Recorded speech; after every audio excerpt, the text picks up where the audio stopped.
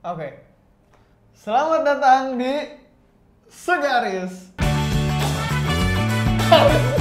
Kita bakal ngobrol. Episode pitching. Hari ini kita bakal ngobrol tentang kata yang menjadi momok buat semua anak agensi, yaitu pitching. Oke. Jadi, gimana nih? Produser tadi tanya, produser tadi tanya, kenapa kita masih tetap mau pitching padahal sering gagal? Gue udah gak mau. Gue bukan sering gagal, gue Gak pernah berhasil. Aduh, oke, kita ngomongin pitching gimana nih? Gue gak tau ya, jadi selama 2 tahun nih 2 tahun nih anjir gue jalan garis temu. Kayaknya kita pitching berapa kali ya? Nggak kehitung lah. Banyak deh. Mulai dari brand yang masih nggak sebesar itu, sok-sokan bikin pitching, sampai brand gede yang ngajakin pitching. Nggak pernah berhasil. Sampai pitching titipan. Udah titipan aja nggak berhasil. Tapi maksud gue menariknya adalah kenapa ya pitching ini kayak jadi menakutkan terutama di kita. Kenapa? Karena kita nggak berhasil atau sebenarnya struggle kita di pitching nih ya? Apa sih sebenarnya? Oke, gue mau kasih tahu satu realita yang bikin semua orang nggak bakal mau bisnis agensi lagi. Oke. Realita pitching di Indonesia. Oke. Truth. Jadi begini, bayangkan gue sama Dika teman sekelas, bener teman sekelas gitu ya. Terus kita teman sekelas jurusan marketing, misalnya gitu. Nah, si Dika memilih jalur profesional, menjadi kerja di satu perusahaan multinasional misalnya gitu. Betul. Gior memilih jalan koboi, bikin agensi. Jalan koboi ini Mas. Gitu kan. Nah, tapi karena kita sohib dari zaman ini, skenarionya kayak gini. Dika lagi ada project. Gue yang tadi profesional kan? Profesional. Gue profesional. Lama-lama gini lah, 5 tahun kemudian agensi gue udah lumayan gede, lu udah posisinya Lumayan. CMO gitu ya. Iya. Nah, ininya adalah si Dika punya project perusahaannya. Iya. Habis itu projectnya ini harus dikerjakan sama third party. Nah, third party mana yang akan dia pilih? Nah, dia pikir begini, tunggu, gue punya temen punya agensi, namanya Gior. Apa gue kasih Gior aja? Nah, karena kalau gue kasih Gior, gue bisa Titip. gitu. Jadi kan sohib, titip gitu kan. Gue dapet project, lu dapet titipan. Betul. Tapi nggak halus tuh caranya. Kalau nitip? Kalau titip. Oke. Jadi caranya adalah lu harus bikin nggak kelihatan. Karena kalau langsung tanpa ada apa-apa, kenapa nih? Kenapa si Gior nih? Ya kan? Ya. Jadi caranya dia bikin Pitching. Oke. Tapi yang ikut pitching ada 5 agensi. Yang menang? Ya Gior. Itu adalah realita pitching di Indonesia. Itu makanya bikin agensi itu capek gitu. Tapi kalau ngomongin masalah kayak perspektif yang lain, mungkin itu salah satu kasus. Banyak kasus. Enggak. Gue tuh mau, ngerti gak sih lo kayak mau ngambil angle lain. Mungkin ada pitching yang gak ada titipannya. Ya boleh. Tapi yang ikut temen-temennya semua ya. Jadi yang mana aja temen-temennya. Ya begitulah. Tapi begitu realita pitching di Indonesia. Tapi kita juga beberapa kali pitching kok. Dan maksudnya yang rate kita sukses pitching itu biasanya ya memang dia udah mau sama kita. Iya. Terus coba propose ke kita dong mau Iya. apa. Nah itu kita selalu berhasil karena kita cool and fabulous gitu kan. Waduh.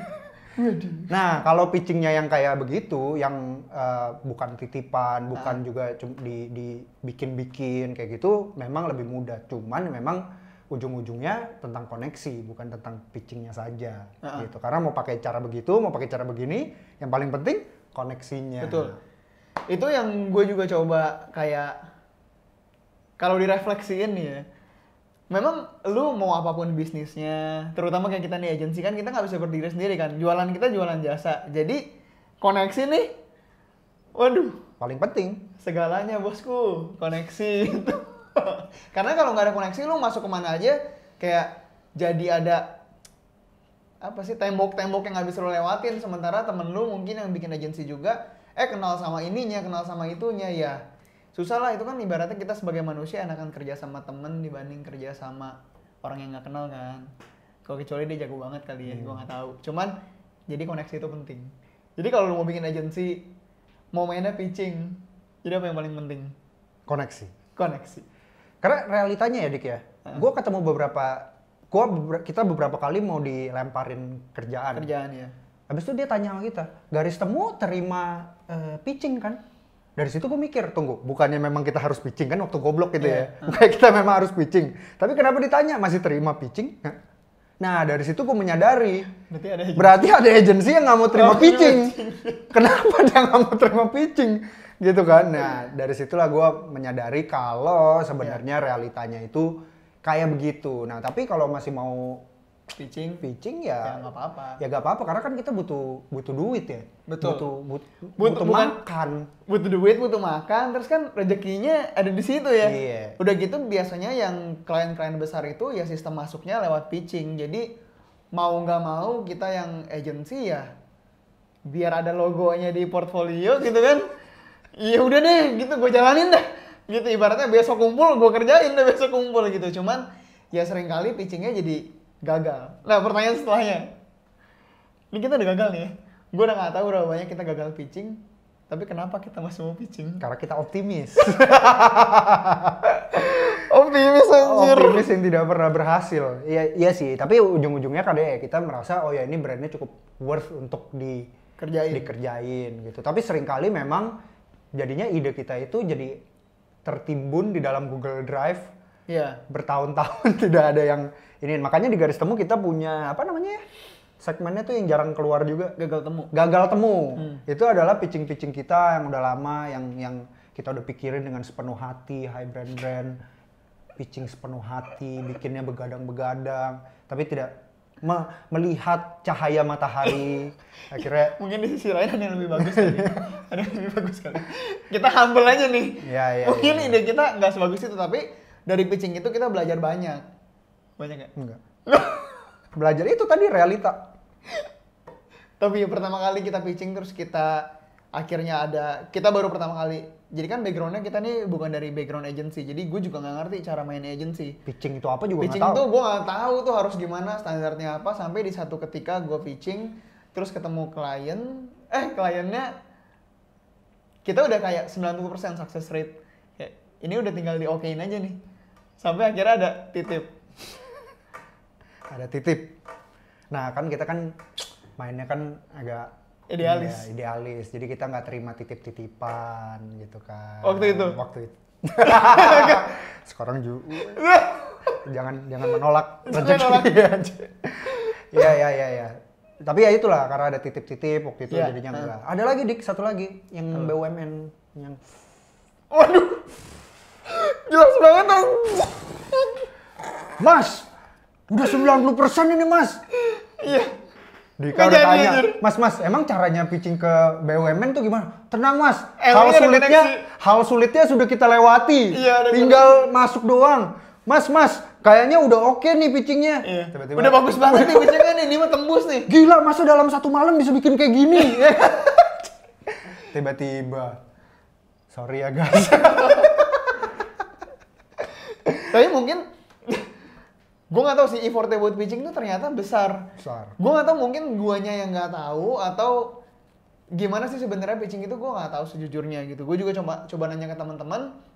Rata-rata teman-teman bilang kalau pitching juga memang effortnya besar karena lo harus mikirin ide, mikirin konsep, mikirin kira-kira nanti akan jadi kayak gimana segala macam gitu. Terus ya gue ngerasa kalau pitching ini agak berat kalau sebenarnya nggak ada pitching fee. Gue nggak tahu ya. Tapi waktu itu sempet salah satu teman gue share itu baru keluar peraturannya katanya nanti kita bakal ada pitching fee. Kayaknya gue pernah share ke lu juga deh.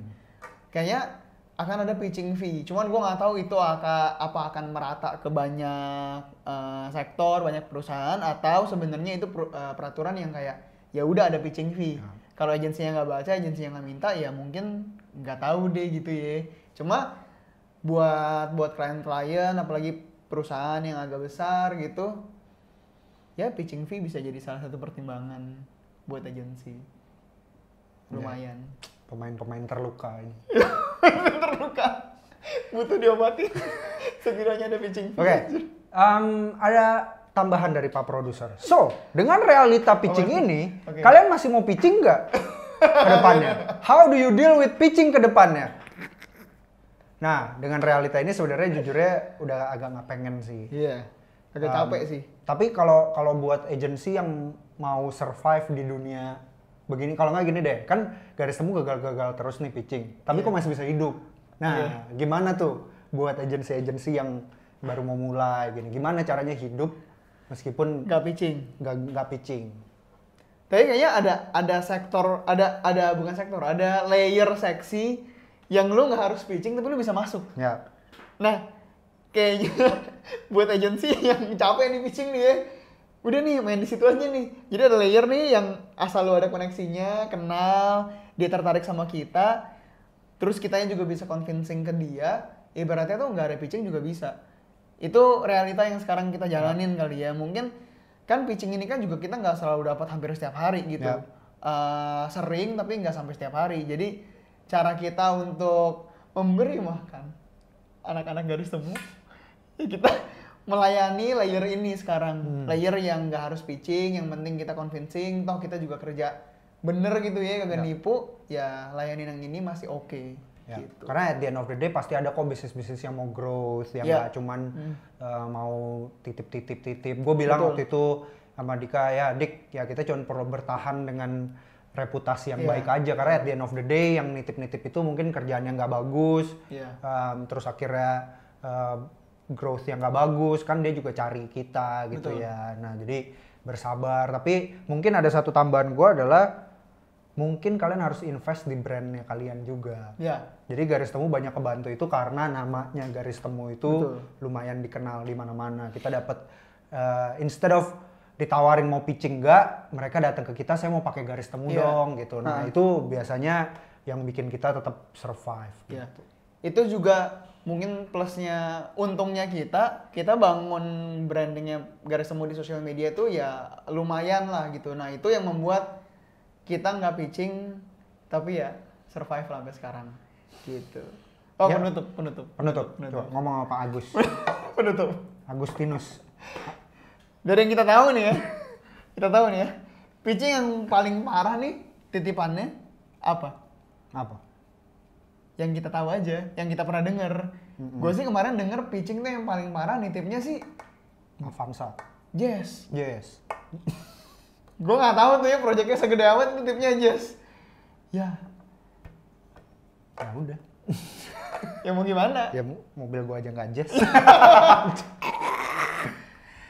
Iya. Aduh kerja capek dititip. Tapi dulu titipan kita tuh yang itu Lumayan. separo dari yang kerja dapetnya cuma 70, yang ini hampir kayak berapa persennya Iya. gitu kayak. Tapi mungkin dari angle yang mereka yang Membukakan masukin ke kita, jalan. membukakan ke jalan. Jadi ya sebenarnya nggak masalah. Ngerti cuman cingan kali. Gak apa-apa. Kayaknya sekarang kita udah realistis. Ya, kalau mau kontak kita ada titipan ya kabarin aja di depan. Jadi kita nggak kaget. Yeah. Oke. Oke, thank you guys. Bye. Katanya stay tune untuk episode selanjutnya ya. Oh, tambahan. Oke. Bye. See you. Oke.